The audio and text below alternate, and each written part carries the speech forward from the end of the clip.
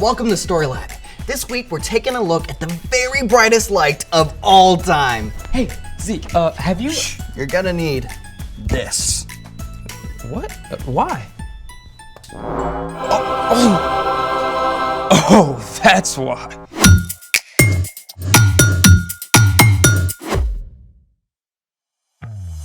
Hey, I'm Zeke. And I'm Carter. And all month we're talking about how trusting and following Jesus changes the way we treat others. Thanks for treating me to these shades. By the way, want to explain? Well, it's been rainy and overcast where we are for about a decade now. Just 12 days. Long days. Monsoon season.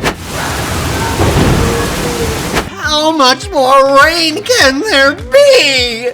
Another week? Oh. Yeah, it's got me down too. Well, it's time to take matters into our own hands. Behold! Yeah, we can see a lamp. Not just a lamp. This is a 10,000 lux sun lamp. Oh, I got you now. Friends, do not look directly at a sun lamp. Keep it to one side, like this. Wise words. No matter how dark things get, 30 minutes in front of this sweet model can trigger the release of serotonin in your brain, just like real sunlight. Serotonin is a chemical in your body that helps you feel happy. It can make you more focused, emotionally stable, and calmer. Thank you, cheerful, disembodied voice. Extra happy to help. See, the lamp is working for everyone. We might as well do something with all this awesome sunlight. Like what? Sun catcher? Sun catcher, I'm in. Let's make it!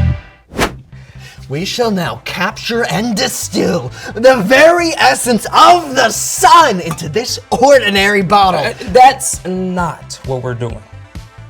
Oh. Step 1. Gather all your old, used up, broken up crayons. So many memories. Make sure to remove any paper that's left, and then you're going to shred those crayons. You gotta think bigger, my friend. Oh, that'll work too.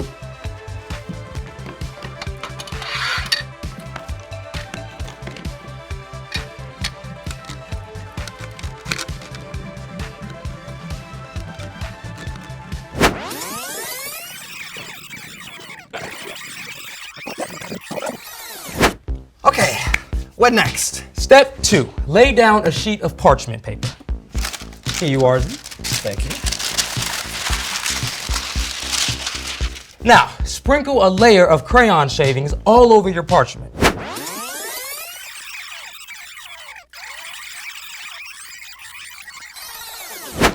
Next, layer a second sheet of parchment on the top. You'll want to tape it down. On it.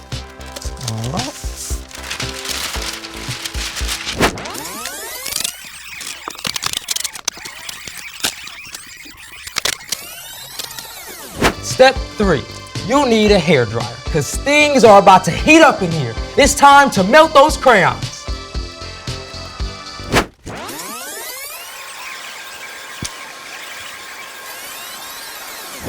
All right, what's the next step?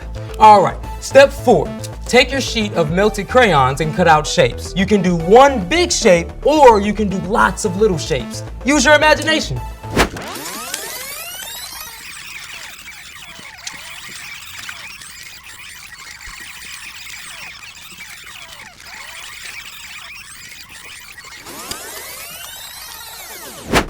And done.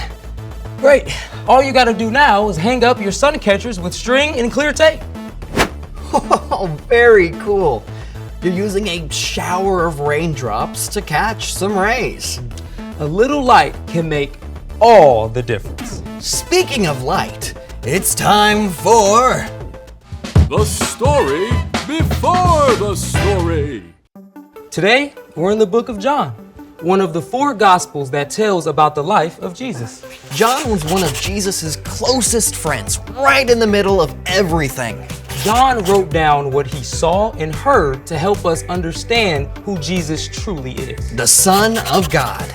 John recorded these stories in a really cool way. He shared about several signs or miracles that Jesus did. And John also wrote down specific things that Jesus said about himself, what we call the I am phrases. Which is where our story starts. Take it away. Hey everyone, I'm Brian. Today we're going to dive into something incredible that Jesus said. But first, we're going to go back to an earlier time. See, John didn't start his story of Jesus with the manger and shepherds and angels. John began with the very beginning. John wrote that God created everything in the whole universe through Jesus. From before the dawn of time, Jesus has been the source of all life and light. The light shines in the darkness, but the darkness has not overcome the light. Light shows up throughout God's story. Hundreds of years before Jesus was born as a baby, Isaiah wrote of a bright light to come. The people who are now living in darkness will see a great light. They are now living in a very dark land, but a light will shine on them. And when Jesus was born, God's people were still waiting for that light. Many of them expected a splendid king who would defeat their enemies in a blaze of glory. But Jesus arrived as a tiny baby. He grew up as a humble carpenter.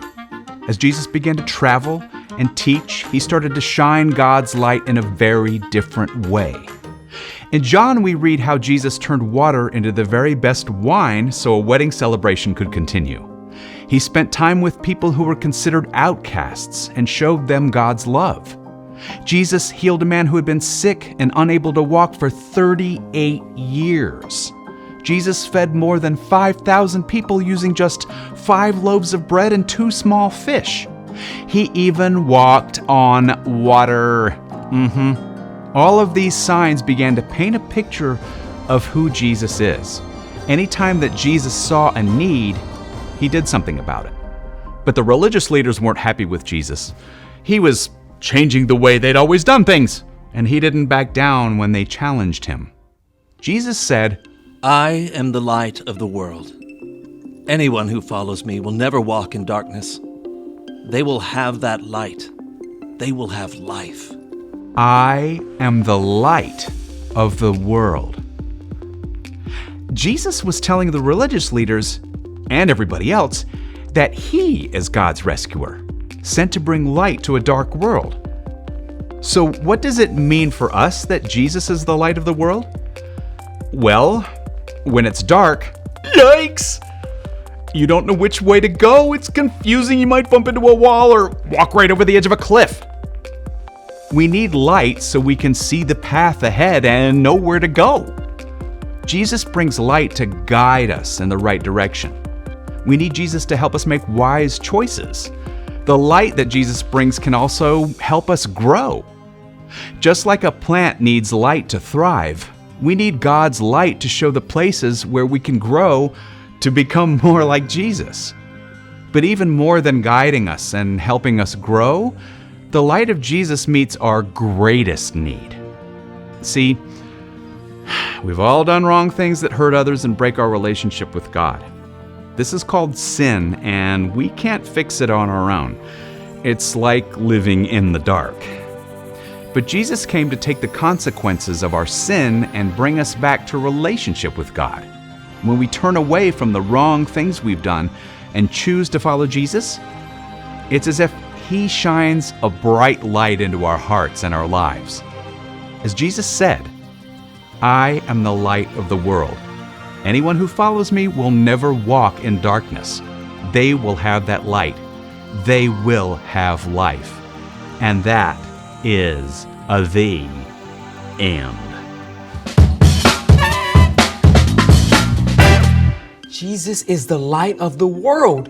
What a cool word picture. Dare I say this has been a light bulb moment? For reals. There's nothing so dark that Jesus can't bring light to it. So, what's our part in the story? Well, we all need light in our lives. Every single one of us has done wrong things that hurt others and break our relationship with God.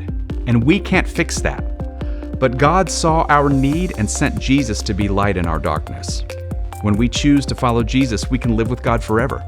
It's the most amazing show of compassion ever. And compassion is caring enough to do something about someone else's needs. God met our greatest need, and we don't just need the light of Jesus one time. We need it over and over every day of our lives. When you face a tough decision and don't know which way to go, you can ask Jesus for wisdom. To shed a little light on things. You can also ask God to show you where you need to change to become more like Jesus. Like growing in kindness or patience. I could use a little light in those places for sure. I think we all can. See you next time. So, here's the thing. Jesus is the light of the world. Even when it's been raining for 12 days straight. Especially when it's been raining for 12 days straight. Ready? Ready. Hit it. Thanks for joining us in the Story Lab. See you next time.